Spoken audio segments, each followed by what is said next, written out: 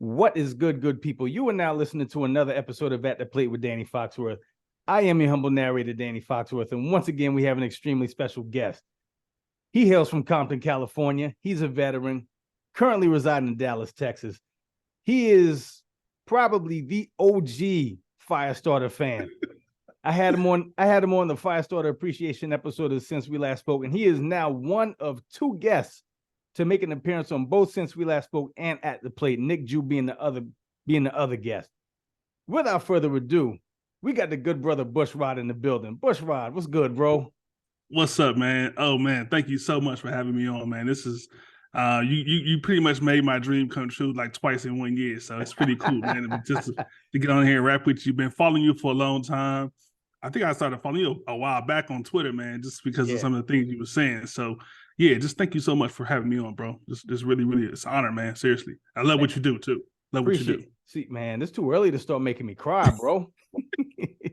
Seriously, man, I love to see brothers just doing well, man, and just kind of stay in their own little lane and just really just making things happen in what they do, man, making people, entertaining people, making people feel good about themselves, man, because that's what you do to me. So my son and I was just talking about your podcast the other day because my son is a huge baseball fan, and he's probably the biggest baseball fan in my family. So I turned him on to your podcast. Wow. And I was like, yo, I said, I'm going to be on this podcast on Wednesday. And he was actually here, but he just left this morning. So he was like, "Oh my God, I can't believe it!" So I was like, "Yeah." So I was like, "You'll see it, man. You'll hear about it." So thanks a lot, man. Appreciate it. No problem, man. Thank you for being on, man. That's so dope. Yeah. So we're gonna get right into it. So Compton, what was it like? What was it like growing up there? I mean, it's everybody hears the stories. You know, everybody knows. You know the narrative of it as far as NWA and. You know, but it's really a pretty cool area, man.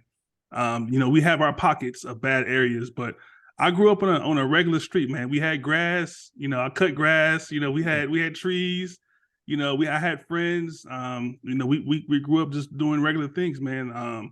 The good thing about where I grew up in Compton was I grew up on the west side of Compton, but my family lived on the east side of Compton. So I grew up in my grandparents' house. My mother they passed away. My mom moved to the house. And it was cool, man, because the good thing was all the people on that street knew my grandparents. So they watched me, they raised me, you know, and it was great just to have them kind of influence. It was like a village, you know, raising the kids. So, you know, I got into a little trouble later on, but early on, which is a good foundation for me, man. And, you know, going over to, I went to high school on the other side of Compton because I couldn't go to the high school closest to me. But it was pretty cool, man. It was just a regular experience. You know, of course, you know, the gang stuff is around, is prevalent everywhere. So you can't really escape that. Every neighborhood has its own little, you know, gang. And then unfortunately you grew up with those guys, you know. So but I had a good grandfather. I had great uncles, you know. My father came into my life a little bit later on in my life, which I'm thankful for that. But my uncles and my father, they kind of gave me some good foundational stuff, man. So kept me in sports. So I played basketball, football, baseball, played it all, man. You know, and just kind of kept me involved. You know, we had I know guys talk about the YMCA and the boys club, but we had the Salvation Army, and that was like our little boys club. Yeah. Okay. So it was, you know, after school it was. Go to the Salvation Army, you hang out. They had ping pong and pool and basketball courts and, you know, just badminton and, you know, it was all kind of stuff you could just do at the Salvation Army. Yeah. And, you know, I would just hang out there a lot. And then, you know, now until I got to high school is when I kind of ventured out a little bit and kind of got a little bit on my own. But it was a good experience for me, man. I tell my wife all the time, I couldn't wait to leave, but I really missed it as soon as I left. So it was a great, you know, that community is just, it's a family, man. Everybody in Compton, it's a small town in a big city, you know. So if you don't know someone, you know someone who knows someone, you know. So it was like that, you know. You always had a cousin who married a friend, or, you know, a cousin who knew a cousin, you know. So it was really hard to it was just a good experience, man. I like I said, like that. It was. I'm not gonna say. You know, it was a lot of guys say it was rough and it was tough and, I saw a drive-by all the time, and those things happen, but it wasn't one of those things on a regular basis. NWA and those guys, and a lot of rappers and stuff, they talk about a lot of stuff that happens there, man. But it really is one of those things that you have to kind of go find trouble, if you want it. And I just had some good parents and some good relatives that kind of kept me out of trouble. Now my relatives were really they were on the other side, man. They were deep into some stuff, man. And the good thing about that was they saw something in me, man, and just kind of kept me away from it. Kept me in sports and kept me involved and kept me in the books, and just worked out for me, man. I married. My wife is from Compton too. Okay.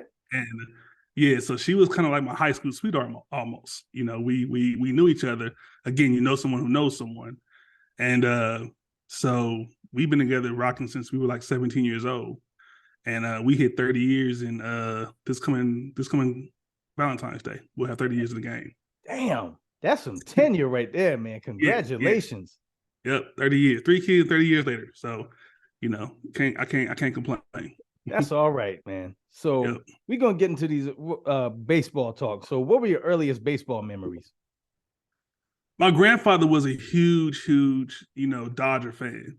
So he worked for McDonnell Douglas as on the factories, and then he became he got gangrene at an early age, but so he retired a little early. So his whole day was just spent kind of in the living room, just kind of watching television. So it was always a Dodger game on. Vince Scully was always our man, so he was always in the background. And yeah. So my grandfather used to actually keep score, and so he just just kind of hanging out with him, and then he kind of gave me a little bit of history about the Dodgers and how he became a fan. And the good thing about this was I told my son this the other day was I met the first professional athlete I ever met was Kenny Landreau, right? Mm-hmm. So Kenny Landreau's parents lived across the street from my grandparents, from our house. And he would come over and see his parents. And I was like maybe 5 or 6 years old, so I had no idea about, athletes and stuff. My dad would, introduce me. And he every time he would come over, he was just a real cool guy, man. He would just toss the ball around with us, and me, the kids in the neighborhood, And his nieces became friends with my sisters. So when they moved out of Compton or moved in Lakewood, which is Long Beach area, they would go visit them, and then I would tag along. And I'm growing up now. I'm 10, 11, 12 years old. I'm seeing Kenny Landreau all the time, So he's telling me stories about, baseball and, giving me tips and stuff like that. So that was my favorite player, and the Dodgers was my team. So ever since then, it's just I've been a Dodger homer. I don't watch them as much as I probably should, and I want to because I'm here in Texas. I don't get a lot of games. But yeah, man, I just been a fan since I was probably about 5 or 6 years old. Oh, so that was, man. Yeah. The fact that the first player, that an actual Dodgers player lived right across the street from your grandparents. That's such a crazy way to start off to really jumpstart a fandom for a team. Yeah. It was. I was I think I probably was about 6 years old, man, and I'm in the yard and I had a glove, and I'm just kind of you tossing the ball in the air, you kind of catch it, Mm-hmm. And my stepfather was just out there, and he was kind of tossing around with me a little bit, and then Kenny rose up, and my mom and my stepfather knew him, so they would just actually my father, they knew him, and my father was just like, hey, this is my son, and he commented on my big hands as a 6-year-old kid, and I mean that was just all I needed to hear, man, was he played for the Dodgers, and I was like, oh wow, so I would always check him out. He only played for a few years with him, but he it was just amazing just to kind of meet him, man, and just like I said, that was my favorite player. And then Pedro Guerrero is also one of my favorite players, so I kind of followed him, and then of course Steve Sachs and or Horscheider later on. So it was one of those things where I kind of just grew with him, man. And I was telling my sons the other day, I was like, man, you realize that we had Ramon Martinez, but we also had Pedro, and I was telling people, I was like, in an alternative universe, Pedro should have been a Dodger, Yeah. So it was crazy, man. So yeah, just one of those things. I just love the Dodgers, man. Love them to death. So Pedro started as a Dodger? Yeah, he was drafted as a Dodger, man. I did not know that. Yeah, him and his brother, man. His brother was already a Dodger, and he came and he was in our farm system. He played a couple of games, and then we traded him away. So it was really just a. I mean, I didn't at the time. Everyone loved Ramon. Ramon Martinez was his brother, so everyone loved him. And then he started blowing up. I'm like, yo, that cat used to be a Dodger. So yeah, drafted as a Dodger, man, and we had him first. Man, I remember Ramon Martinez. He had that mean Jerry curl. Drippy drip. Yeah. As the game went on, it would dry out. Yep. But it was still shake.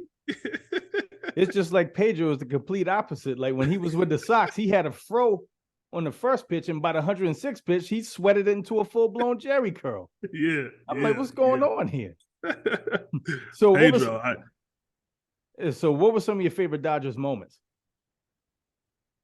I mean, of course, 88. Yeah. I mean, I remember that. Again, that's one of those moments. I have these things I tell my wife all the time that we make bookmark moments in your life, And so I think when you get to the pearly gates or something like that, or, wherever the beyond is, you have these moments you're going to always kind of flash back to. And being there with my grandfather, and he had a buddy named Ernie. And Ernie wasn't a Dodger fan, but he wasn't even he just hated the Dodgers for some reason. Wow. And so he was kind of hating on us a little bit. And I remember just being there with my grandfather and Ernie, and my grandmother was sitting there, and I remember Kirk coming up to bat, and I knew Eck was good then. I'm like, Kirk is kind of sucky, I'm like, I'm thinking to myself, like, we should have kept we should have kept somebody. We should have had somebody that was better than this. We should have had Eddie Murray or somebody, just anybody that was just better than Kirk. And yeah, man, when he hit that, man, to see my grandfather, jump out of his wheelchair almost like off, like it was insane, man. It was just a moment. I was like, oh my God. And I remember running around the house, and yeah, it was just great, man. So that was probably my favorite moment of all time. Of course, the World Series a few years ago. I was a grown up then, so I kind of got to enjoy it. And then on top of that, I got to go to the game because it was during COVID. Hi. And they played one of the games here in Arlington. Yeah. And a buddy of mine, he flew out. He was like, "Hey man, I got an extra ticket. You want to roll?" I'm like, "Of course." So I got pictures of me at the World Series game. I think it was game 3, if I'm not mistaken. And we won, so it was always good, man. I just had a good time, man. I mean, that was probably my favorite moment there.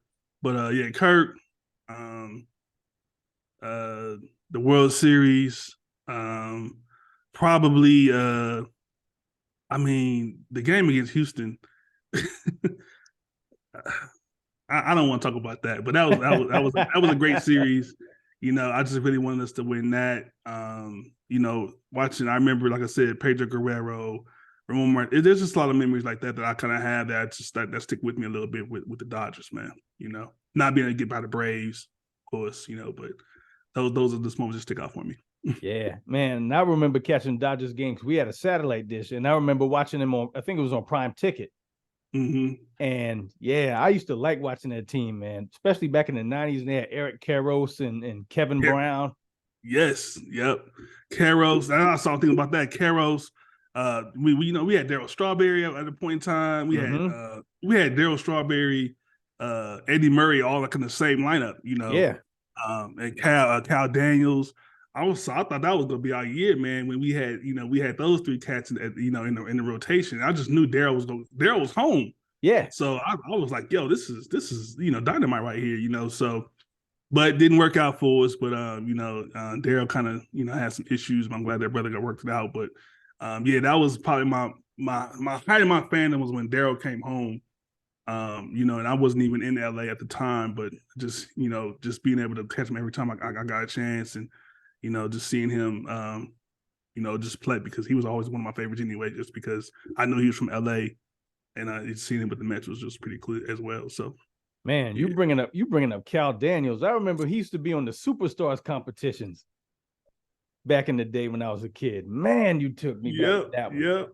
That's the crazy thing too, because I listened to the when Kenny K-Bad talk about Eddie Murray, and I really consider Eddie Murray a Dodger. And I know he was with the Orioles a lot longer, but to me, he's a Dodger because he was just the man, and I was just like that batting stance and that mustache. You was just like, yeah, he just had that command, So I owned it myself. But yeah, Cal Daniels, Gagne, Stacks, Earl Hershiser, of course, the Bulldog, Piazza, of course, always, he was just a beast. But it was just a couple of cats, man, that I just always follow a little bit, and just they were always some of my. I consider myself a primary casual fan, So I every time they're on, I'm gonna catch them out and watch them a little bit. So, and I'm gonna follow them a little bit through the season, and then once the postseason starts up, I'm all in. Absolutely. So then you move into Dallas and being able to catch some Rangers baseball too. So what was that like? Was for like when you first moved? It was great, man. Because I think my second year here, the Dodgers came. It was some interleague play, and the Dodgers came. We had Puig, and so I had been hearing about this kid, and everyone was like, "Yo, you got to check out this kid, Puig. You got to go. You got to see him." And so that was one of my favorite, my first Ranger moments was watching the Dodgers play here, and then actually seeing Puig, how big he was. We were on, I think it was on the third base, like right maybe 2 rows from the third base line, and he came out, man, and he looked like a linebacker, man. He was huge. Yeah, he was. I was like, yo, this kid, and then he stole home. It was this kid was just electric, and I was just like, yo, we got a star on our hands right here. This is going to be our cornerstone for the next 10, 15 years, So yeah, I just knew he was going to be good. But the Rangers have treated me nice, man. I every time I go to the stadium here, man, I have a great time, And I tell people all the time when they come visit me, I say, hey, like if you come during baseball season, I'm going to take you to a Ranger game because it's so much fun, man. It's one of those things where the food there is awesome. It's just so much to just eat, It's just, so that's great. And then there's Texas Live, like right outside of the stadium. So it's an experience, man, just to go hang out before the game, go to the game, have a great time, and then after the game, hang out and have a good time. But the game is just the stadium is beautiful. The new stadium is beautiful, man. I don't know if you get a chance to come out here, man, come out here and check it out because it's one of those things where you're like, yo, it's beautiful, And like I said, the food here is amazing. You have a good time during the game. They play some great music. It's like they have. I've never seen like cheerleaders at a baseball game. But they have like these cheerleaders that just kind of hang out and they dance during the game, and they have all these contests. It's just a great experience, man. And I tell people, I go all the time. Whenever they're playing a California team, I'm going.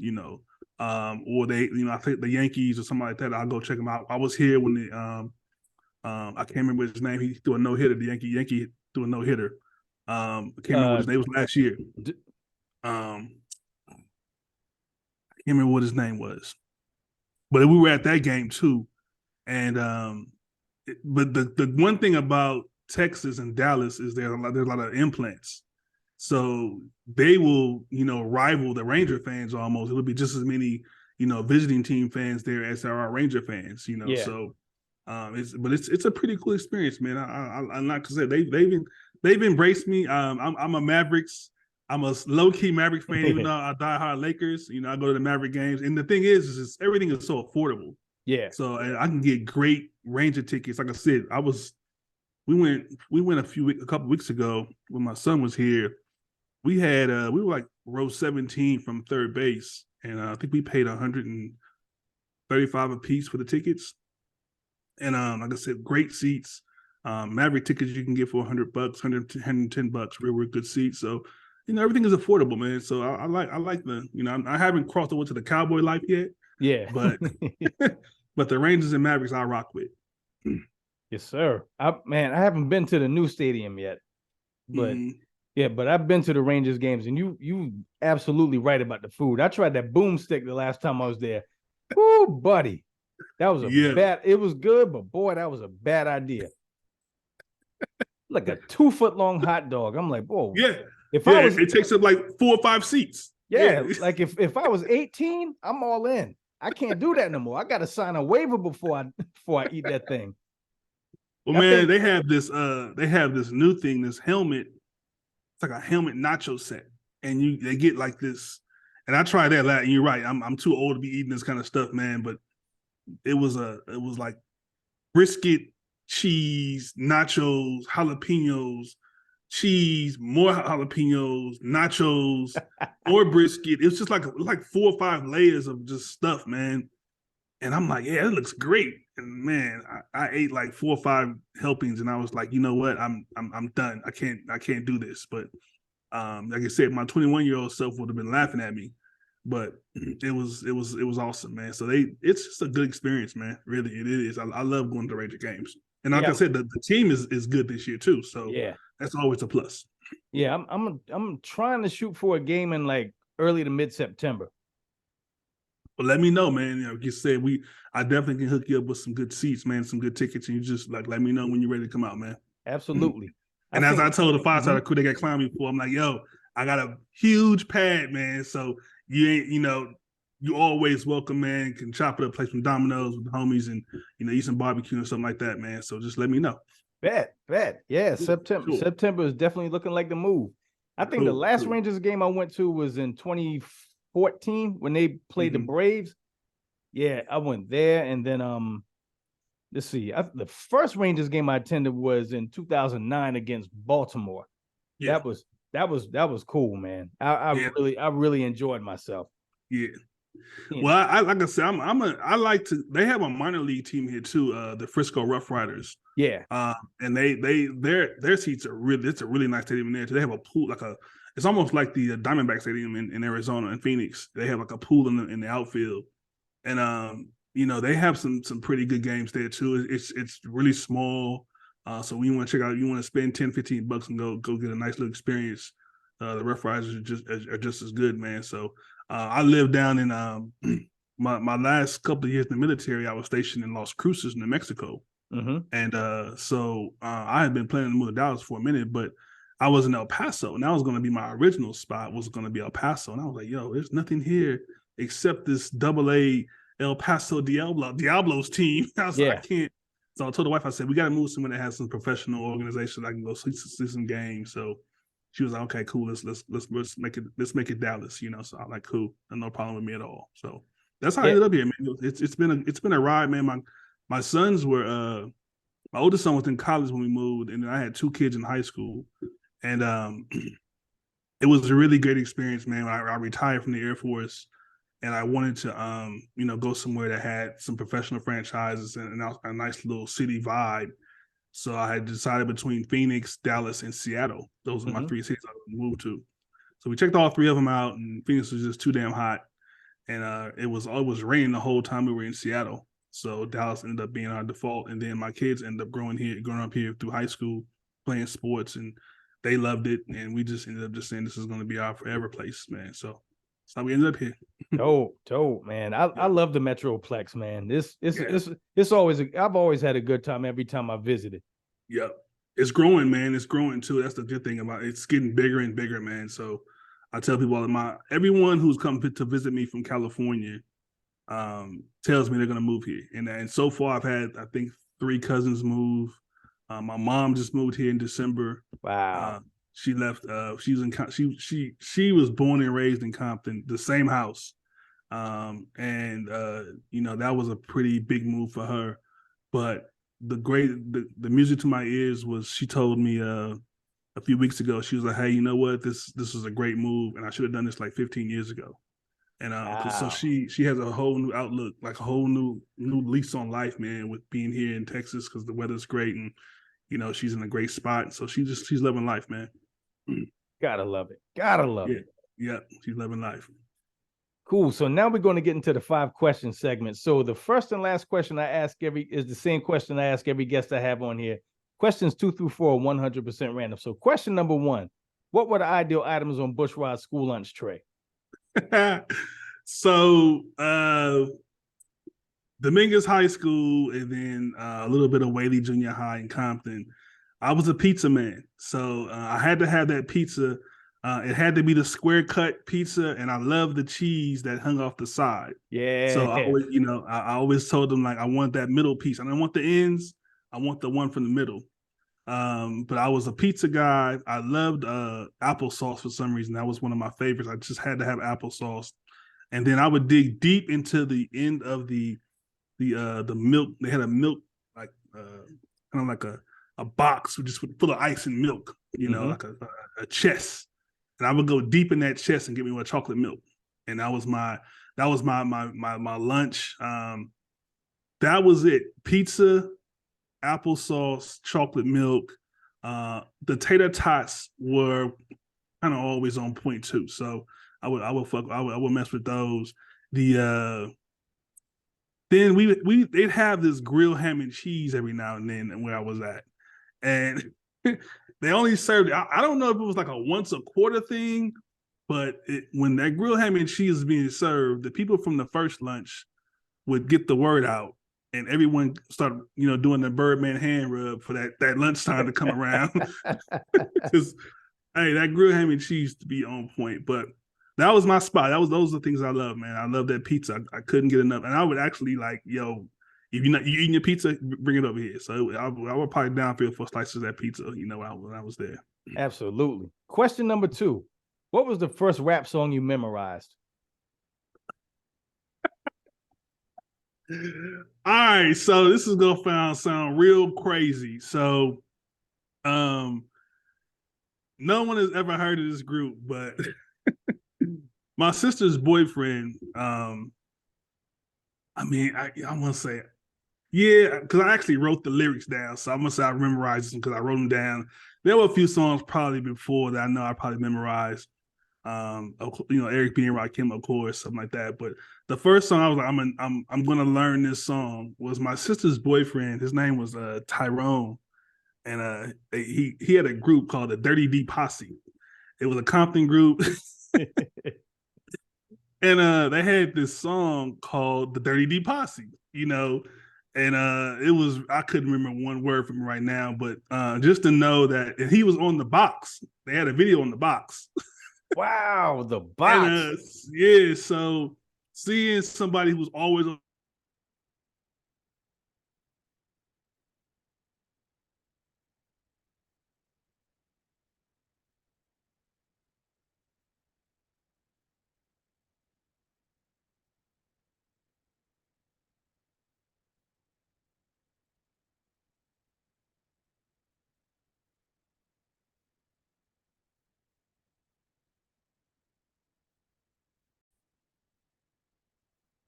Well, there were some technical difficulties on Bushrodd's end. Apparently, it's 105 degrees out in Dallas, and the power grid is being a hoe. So there was some rolling blackouts going on in the DFW. So unfortunately, I had to cut the interview short, but at least we got some real good content out of it. So make sure you download, like, and subscribe to At the Plate with Danny Foxworth. Appreciate you listening. You can catch the video version of this podcast on YouTube. You can go to my podcast channel and you can go to my channel on YouTube and subscribe to Danny Foxworth 843. I appreciate your listening ears and your eyes. So until next time, this has been another episode of At the Plate with Danny Foxworth. Y'all be good. 3 strikes.